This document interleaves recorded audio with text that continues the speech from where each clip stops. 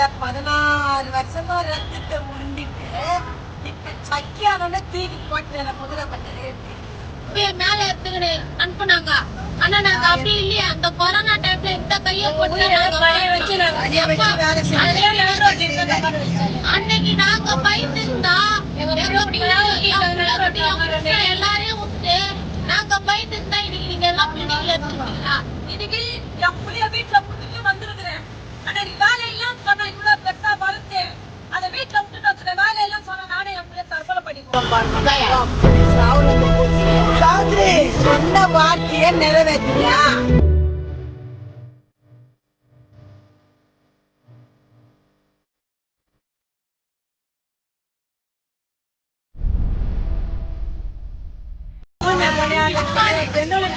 நாங்க 17 வருஷம் வேலை செஞ்சோம். ஆனா எங்களுக்கு வந்து அவரு என்ன வாக்குறுதி, ஆனா நாங்க கேட்கல பர்மனன்ட் கொடுங்க தொகுப்பூதி கொடுங்கன்னு வாயத்தோடு நாங்க கேட்கல. எங்களுக்கு கொடுத்த சம்பள பிரிவு நாங்க கம்முன்னு வேலை செஞ்சோம். அவரா எலெக்ஷன் வாக்குறுதியில கொடுத்ததுதான். நான் உங்களுக்கு எங்களுக்கு வாக்களித்தா நான் முதலமைச்சர் ஆனா உங்களுக்கு நிரந்தர பணியை ஆக்குறேன்னு சொன்னாரு.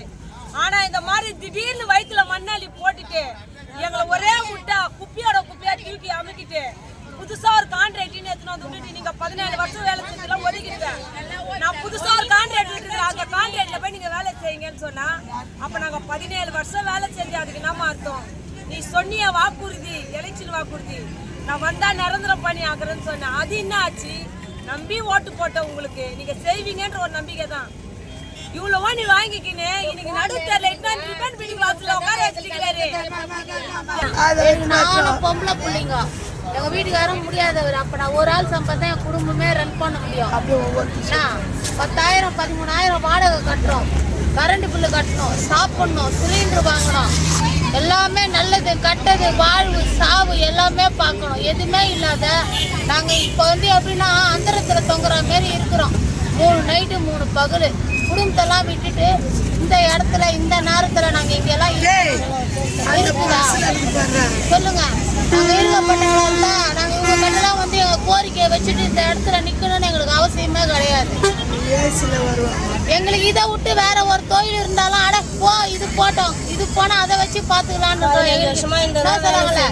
இப்படி போனாலும் கெதி இல்ல, அப்பால போனாலும் விதி இல்ல. அது மாதிரி இருக்கிறோம் நாங்க. எங்களை தெரிஞ்சு விடுறாங்க நியாயமா? அந்த இதுவை நீ சொல்லி பாரதி ஐயா தான் எங்களுக்குன்னு போராட்டம் பண்ணாங்க.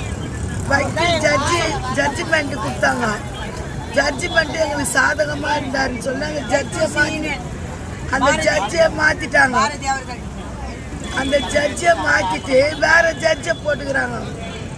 இதே மாதிரி இருந்தா எங்க நிலைமை என்னமா? நாங்க கடை வாங்கிட்டு இருக்கிறோம். இந்த வேலையை நம்பிதான் நாங்க கடை வாங்கிட்டோம். புள்ளிகளை படிக்க வைக்கணும், வாடகை கட்டணும், நாங்க சாப்பிடணும். குமரகுரு பிரியா மேயர் பிரியா என்ன குமரகுரு கமிஷனர் குமரகுரு. அம்மா எங்க நிலைமை உங்களுக்கு இல்லாத நல்லா இருக்கும்.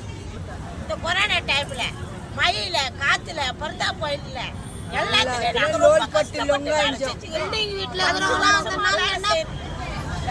என்ன சொன்னேன்? நான் ஆட்சிக்கு வந்த உடனே முதல் கையெழுத்து துப்புரவு பணியாளர்கள் தான் சொன்னேன். அதை நீ நிறைவேற்றினியா? கட்சியில துப்புரவு பணியாளர் எங்களை நல்ல வேலையில வைக்கிறேன், இப்ப ரோட்ல உட்கார வச்சுக்கிறியா?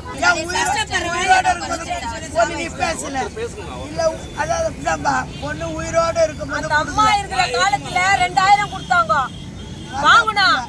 வர்தா புயல்ல எவ்வளவு சேரு மண்ணு பீ மூத்திர எவ்வளவு அட்டி எல்லாத்தையும் வரும். அன்னைக்கு யாரும் வெளியே அழிச்சிட்டாப்ப எந்த கான்ட்ராக்ட் காரனும் தள்ளில. இந்த ஆளுங்க தான் அள்ளணும். இந்த 17 வருஷம் வேலை செஞ்சவங்க தான் அதெல்லாம் சுத்தம் பண்ணும். இன்னைக்கு எல்லாத்தையும் சுத்தம் பண்ணிட்டு அத என்னது கொரோனா தானே, அந்த கொரோனா டைம்ல கூட அவ்வளவு வேலை பார்த்தோம். அப்ப வரல இந்த கான்ட்ராக்ட் காரங்க. நோயெல்லாம் நல்லா ஆக்கிட்டு அந்த நோயெல்லாம் நாங்க வாங்கணும். இன்னைக்கு எங்களை கைச்சு விட்டாங்க.